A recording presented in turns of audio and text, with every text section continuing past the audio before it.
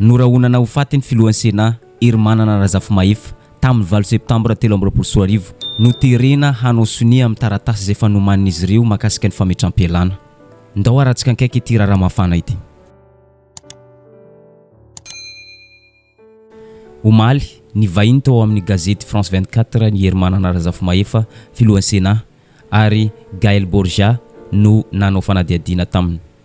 Efa tsisy tahotra amin'ny ainy intsony ity filohan'ny Sénat ity, nilaza ny zava-misy hoe efa ela no nikononkonona hakafahefana isolo-toerana ny filohan'ny Sénat ity gouvernemanta ity, fa tamin'ny 3 herinandro mialohan'ny fametram-pialana ny Andry Rajoelina no tena nafana kokoa ny tsindry azo lena. Araka ny fanolazana teo dia no terena izy hanao sonia taratasy efa vita mahakasika ny fametram-pialana. Raha tsy manao izay izy dia vonona ho faty. Ndao jerentsika ny resaka nataony tao amin'ny France 24 izay niarahana tamin'ny mpanao fanadihadiana Gaël Borgia. J'ai reçu plusieurs pressions venant justement donc de gouvernement qui est devenu collégial, qui prend le rôle de chef d'État par intérim actuellement. Ça venait de plusieurs personnes, mais c'était surtout quelques membres de ce gouvernement. Nilaza mazava ihany koa ny filohan'ny Sénat nandritra ny fivahinianana tao amin'ny France 24 fa ity fitondrany Andry Rajoelina sy Cheikh Christian ity dia fitondrany mafia. Raha vao tsy mifanaraka amin'ny baiko izay omen'izy ireo dia fandrahoana no faty no valin'izay. Noho izay zavatra izay nanahy mafy izy mahakasika ny fianakaviany, nanapa-kevitra izy nandefa ny zanany izay vao 12 taona monja nalefa ny any Frantsa, fa ny amin'ny manokana kosa dia nisafidy ny hipetraka eto Madagasikara hiatrika ny zava-misy. J'ai eu peur pour ma personne, mais pour moi je fais la politique, j'ai pas le droit. Mais bon, pour mes enfants. Donc j'ai envoyé ma fille de 15 ans déjà en France. Donc on vous a dit, vous et votre famille, vous risquez de mourir si vous ne renoncez pas. Ah ben, eh bien exactement. Il n'y a pas d'autre mot à qualifier cela. C'est la méthode mafieuse. Fantina lozange misy oronampeo miparitaka ao anatin'ny tambazotra tserasera amin'ny fotoana iresantsika izao.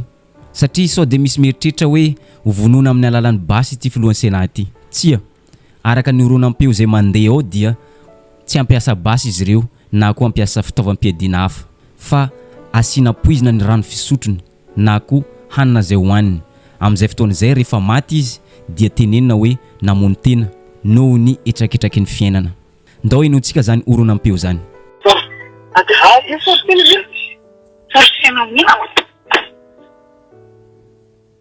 Il s'est suicidé. Oui, il s'est suicidé, il a mangé des morats. Mba fisainana malagasy ve zany toetsainy zany? Nefa dia ity filohan'ny Sénat ity dia olona mivondrona ao anatin'ny IRD, mivondrona ao anatin'ny antoko politika mapara. Nitaraina tamin'ny Andry Rajoelina izy mahakasika ny tsindry izay mahazo azy, nefa tsy nahitam-bokany na nahitana valiny zany. Andry Rajoelina tsy niraharaha mahakasika zany fitarainany ity filohan'ny Sénat ity. Ny fanginana Andry Rajoelina midika fa izy ireo no tompon'izao planina rehetra izao. Izy ireo no nikonokona hamono hahafaty an'ity filohan'ny Sénat ity raha tsy manaraka baiko avy amin'izy ireo. Eto amin'izay isika. Raha arahana tsara ny tantaram-pirenena, ity horonan-tsary hitantsika ity tamin'ny 13 septambra 2024 ilay fanambarana nataony filohan'ny Sénat Hermanana Razafimahefy dia efa nisy ny tsindry azo lena izay natao azy. No izy manahy mafy amin'ny fianakaviany, matahotra ny ain'ny fianakaviany sy ny ainy manokana dia nanaiky nanao an'ity fanambarana ity. Ndao inontsika kely ny fanambarana izay nataony ary misy soniany eo ary miaraka amin'ny tombo-kase ity fanambarana nataony ity. Manala-panolorana tokoa ny tenako, nanambara fa tsy afaka hiantsoroka ny andraikitra mahafiloham-panjakana solo-toerana noho ny antony manokana. Tsy ilaina ny krizy politika sy ny fanakorontanana inina volena eto amin'ny firenena. Miantso ireo kandidat sy ny mpanao politika malagasy rehetra mba hijery ny tombontsoa ny firenena mandrakariva, hifantokantanteraka amin'ny fifidianana fa tsy sanatria amorona korotana tsy hitondra vokatsoa velively ho an'ny Madagasikara. miantso ny vahoaka malagasy mba ho tony mandrakariva ary tsy hirorosaina. Amin'ity sary ity tsika mahita fa ireto olona manodidina azy reto no tsy afabela amin'ity raharaha fikasana amono andatsaka ny ainy filohan'ny Sénat Hermanana Razafimahify.